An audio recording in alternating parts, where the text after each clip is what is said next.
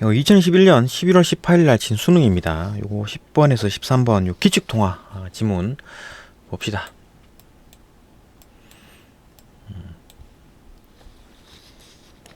보면 기축통화는 국제거래 결제 수단으로 통용되고 환율 결정의 기준이 되는 통화이다. 그렇죠, 그죠?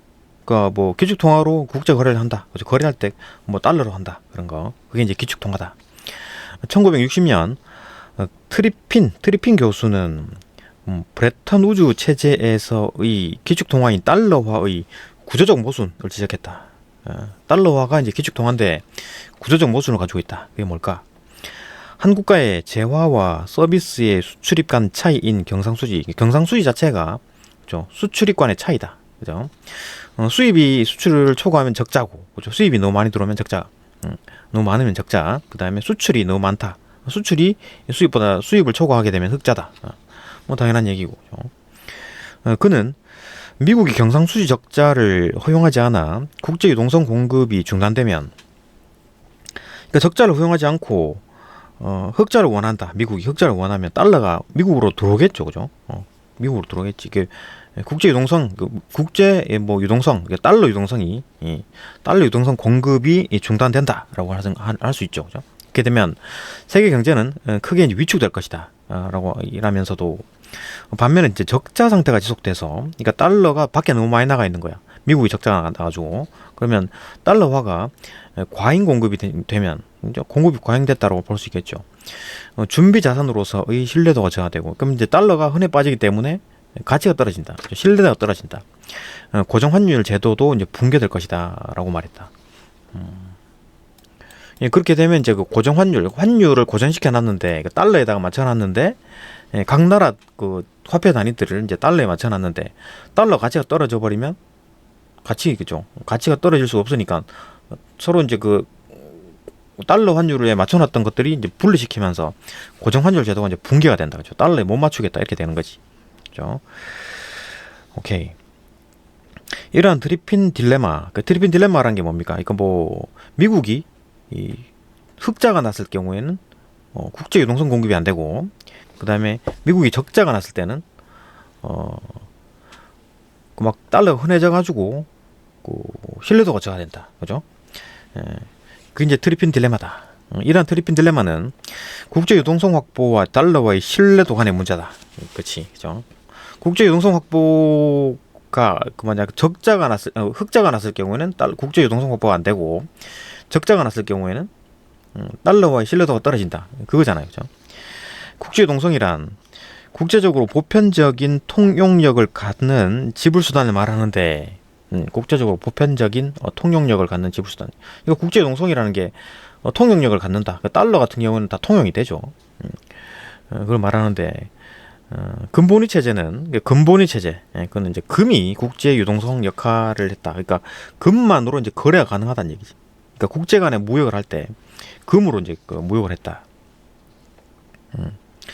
금본위 체제에서는 그랬다. 금본위 체제에서는 금이 국제 유동성의 역할을 했으며, 각 국가의 통화 가치는 정해진 양의 금의 가치에 고정되었다. 그러니까 그 국가가 얼마나 금을 가지고 있느냐에 따라 그 돈의 이제 가치가 정해져 있었다. 네, 그게 이제 금본위제다. 이에 따라 각 국가 간 통화의 교환 비율인 환율은 자동적으로 결정되었다. 그러니까 환율이 필요가 없는 거예요. 왜냐하면 금으로 거래하기 때문에, 그죠? 거기에 이제 환율, 돈의 가치가 다 맞춰져 있었던 거지. 그 나라가 가지고 있는 금량에 따라, 그죠? 그 금량에 따라 이제 그 돈의 가치가 매겨져 있었다. 그렇지. 이후 브레턴 우드 체제에서는 국제 유동성으로 달러화가 추가되어 금환본위제가 되었다. 그러니까 금본위 체제에서 금환본위제가 되었다. 이게 뭔 말입니까? 금도 이제 그 거래를 할 수 있고, 그죠? 국제 간에 이제 무역할 때 금으로 주고받고 할 수도 있는, 물건을 살 수 있었는데, 그러니까 이제 달러가 이제 추가가 됐다라는 거지, 그죠? 근환본위제가 되었다.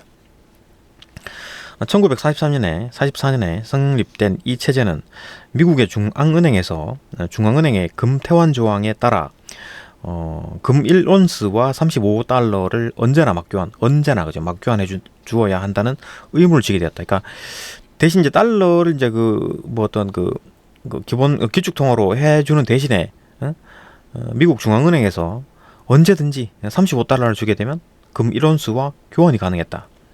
이게 보는 거지. 그런 의무를 지게 했다. 그래 이런 의무를 지임으로써 이제 기축통화가 되게 한다. 그 말이 있잖아요, 그죠? 다른 국가들은 달러화에 대한 자국의 통화의 가치를 고정했고, 그러니까 이렇게 하니까 이제 달러화로 이제 자신의 자국의 통화를 이제 고정했지, 그죠? 이제 신뢰가 높으니까 달러화로만 금을 매입할 수 있었다. 이제 금도 달러화로만 샀다. 환율은 경상수지의 경상수지의 구조적 불균형이 있는 예외적인 경우, 그러니까 특별한 경우가 막 나라가 막 무너진다든지 아니면 뭐 가치가 뚝 떨어진다든지 가치가 확 올라간다든지 이런 경우, 예외적인 경우를 제외하면 대체로 플러스 마이너스 1% 내에서 변동만을 허용했다.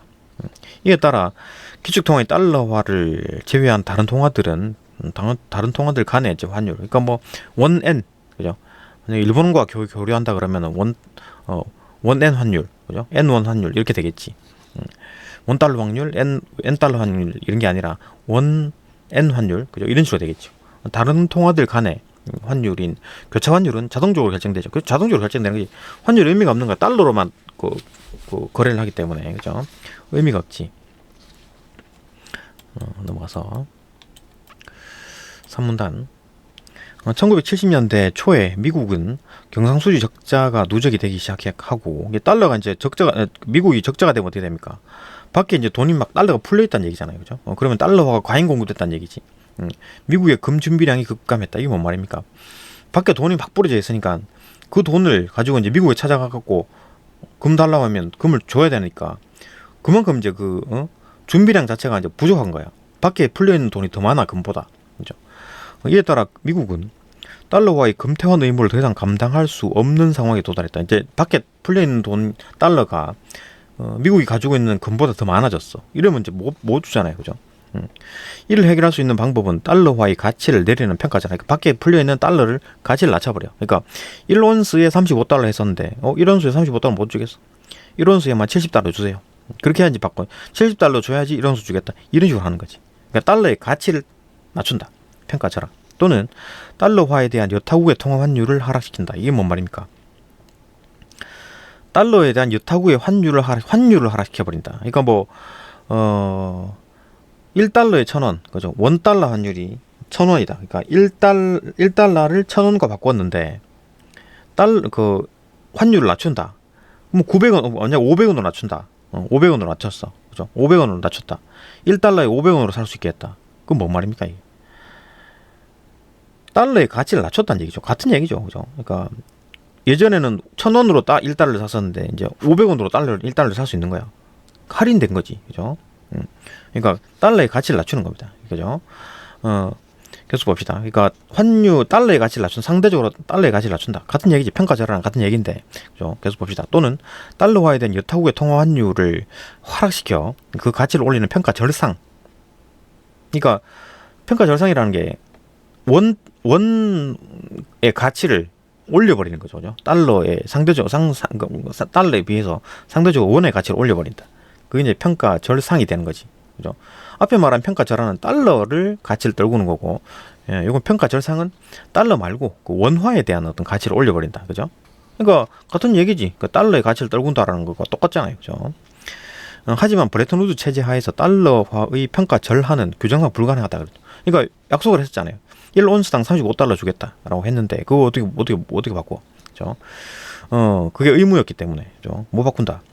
당시 대규모 미국 무역 흑자 상대였던, 미국 상대로 돈을 많이 벌어갔던 독일, 일본 등 주요 국가들은 평가 절상에 나서려고 하지 않았다. 평가 절상을 해줘가지고 달러의 가치를 좀 떨궈줘야 되는데 뭐 우리 못하겠다 이렇게 한 거지. 그죠? 왜 그렇습니까? 자기들의 어떤 통화 가치가 올라가면, 그러니까 환율을 낮춘다는 말이 자기 각국의 돈의 가치가 올라간다는 얘기잖아요. 그죠? 돈의 가치가 올라가면 어떻게 됩니까? 수출이 안 되겠지. 수입이 많이 될 거고, 돈 가치가 높으니까 다른 나라보다 돈 가치가 높아졌어. 그러면은 돈 가치가 높으니까 수입을 많이 하겠지. 그죠? 수입이 싼 게 될 거냐. 그죠? 다른 나라에서 생산하는 게 더 싸게 될 거 아니에요. 그죠? 그러니까 막 수입을 많이 하겠지. 그러니까 그렇게 못 하겠다 하는 거지. 그러니까 수입 많이 하게 되면 얘들 적자 나니까 그렇게 안 돼. 라고 한 거지. 그죠? 안 하려고 한다. 그러니까 평가 절하도 못하고 달러에 대한 평가 절하도 못하고 얘들이 또 상대적으로 평가 절상을 좀 해줬으면 되는데 안 해줘. 그죠? 이 상황은 유지되기 어려울 것이라는 전망으로 독일의 마르크화와 이제 일본의 엔화에 대한 투기적 수요가 증가했다. 그러니까 이렇게 되니까 마르크화와 엔화는 가치를 안 떨굴 것이다. 그러니까 막 튼튼하네, 신뢰도가 높아지네.